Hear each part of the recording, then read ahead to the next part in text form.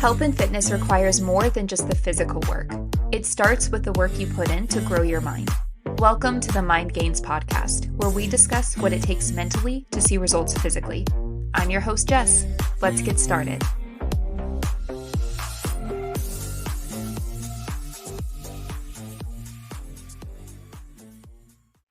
Hey everyone, welcome back to the show.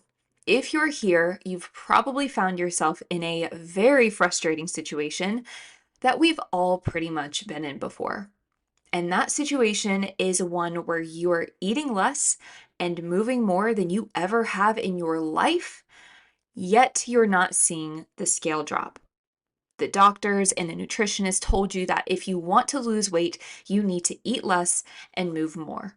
And while there is some truth to that, the information can't just stop there. We have to dive deeper into this. So you took the advice you received and you started skipping breakfast, and now you're going to the gym 7 days a week when you were going 6 days previously. And you tacked on 30-minute cardio sessions before and after all of your workouts because you need to eat less and move more, right? Not necessarily. Eating less and moving more only works if you're starting from a good foundation, which is not going to be the case for most people, especially us women, unless you are actively paying attention to what your diet and exercise look like. There is an extremely low chance that you're going to be starting from that solid foundation that we need to be starting from. And this is where most people get tripped up. I see it on a daily basis. People tend to think that they can go from never paying attention to their movement and their diet at all to being able to jump straight into a fat loss phase right off the rip. I've talked about this before. I actually have an entire episode dedicated to this idea, but you have to earn the right to diet. You have to. It's not owed to you. You don't deserve it if you haven't been putting yourself in the proper starting place beforehand. You have to earn the right to go into a cut. Plain and simple. This is not me deciding this. Don't be mad at me. I didn't choose this. Your body did. And this is coming down to 2 words: metabolic adaptation. I actually looked up the definition of metabolic adaptation for this, and I think Google explained it pretty well, so I'll use its definition. Metabolic adaptation, otherwise known as adaptive thermogenesis, is the body's natural response to calorie restriction or reduced energy intake, where it becomes more efficient at using energy, burning fewer calories, and conserving energy to survive potential food scarcity. I'd also like to include that immediately underneath this definition, they included the fact that it's a survival mechanism. It leads to challenges in weight loss and keeping the weight off, even if you were able to lose it, and it causes hormonal changes. So let's just put this into a little scenario. Let's go back to the one from earlier. You're eating 3 meals a day, breakfast, lunch, dinner, nothing else, and working out 6 days a week trying to lose weight. It wasn't working, so you think, okay, I'll just do more. So you cut back to 2 meals a day and work out 7 days a week now, and you added on an insane amount of cardio every day. You are now moving more and eating less than you ever have in your life. But what if those 3 meals you were eating a day were like 400 calories each? If that's the case, you are eating 1,200 calories a day. This might come as a shock to some of you, but that is an extremely low number. Your body cannot function well on that low of an intake. So you already had it in starvation mode, and now you think it's a good idea to start adding fuel to that fire by now trying to eat closer to 800 calories a day, plus expending more energy through your movement. If you saw that your car wasn't running that well and you need it to get you from point A to point B, and your plan of action is to put less gas in it and put more strain on it by hitting into other cars, into road signs, into fire hydrants, whatever, you're giving it less fuel and you're putting it through the frickin' works. Is it going to work well? Is it going to do what you wanted it to do and get you to your destination? Heck no. It's going to crap out on you and stop working altogether. What else did you expect to happen? The human body works the same exact way. And the thing is that no one would ever question this thought process when we're talking about cars. Everyone knows that you have to take care of your car if you want it to last and you want it to be reliable and work properly. No one questions it when it comes to the car. But when it comes to losing weight or improving your health, everybody thinks that running your body into the ground is the answer.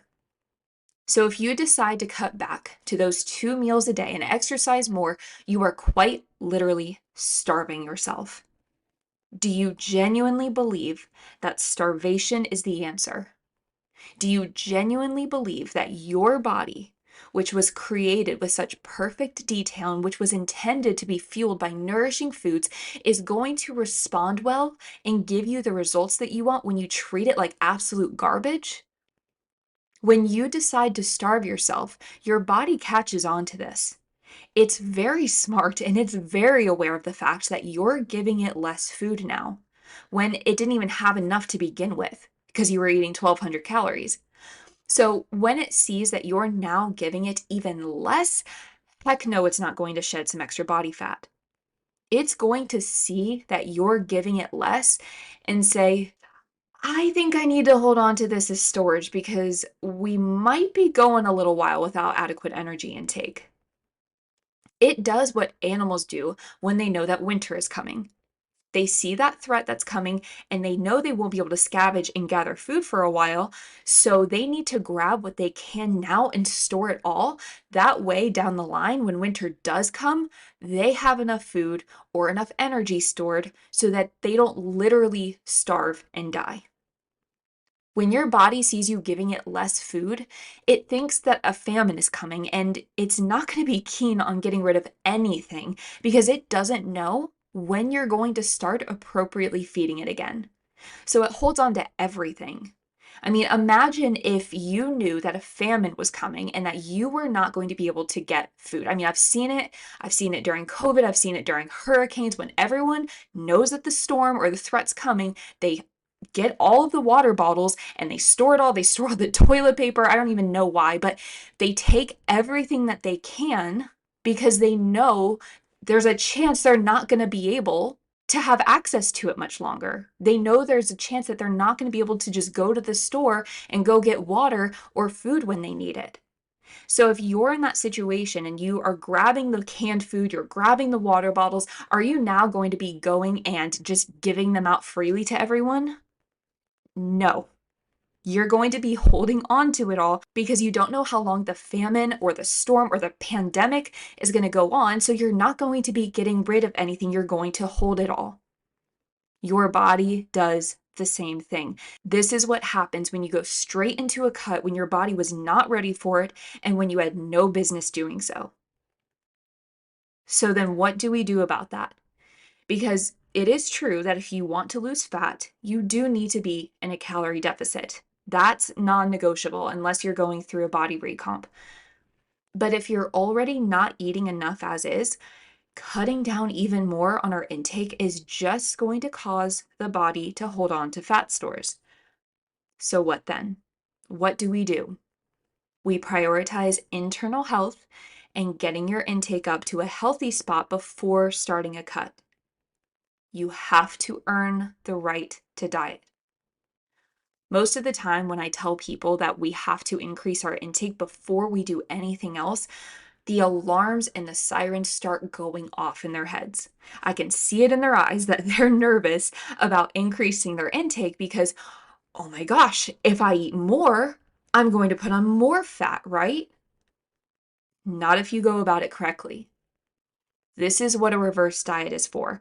This is where you're slowly but surely increasing your food intake over a period of time to bring it up to a healthy spot before going into a cut. Because here's the good news. Your metabolism is very malleable. Everyone likes to think that their metabolism is broken or it's just slow and that's the hand they were dealt and there's nothing they can do about it. But I have good news. There is something you can do about it. You can upregulate it through a reverse diet. By slowly increasing caloric intake over time, you're not just jumping up one day to the next, but by slowly increasing over a span of weeks or months, you're doing it in such small amounts that your body won't even recognize it. And it learns to utilize those excess calories coming in so that you're able to eat more and not gain weight. And if you're someone who is under eating, what usually happens when you start a reverse diet and you start increasing your intake slowly, your body actually breathes a sigh of relief and says, "Thank God you're giving me more food. Now I can actually start allowing some of these hormones to signal again. And I can start functioning properly again and allow for better cognitive function again." And all of a sudden, your body just starts working better. Why? Because all those millions of functions that your body is intended to carry out on a daily basis, they require energy. Cognitive function, heart function, lung function, hormone function, they all require energy to actually function.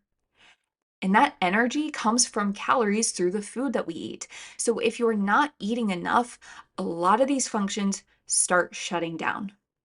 Some of them might fully shut down. You might lose your hunger and your fullness cues. Your hormones are not signaling properly. You might lose your menstrual. This one happens a lot.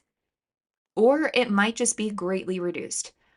Energy levels, the ability to sleep well, the ability to manage stress, cognitive function, and the ability to think clearly and without brain fog.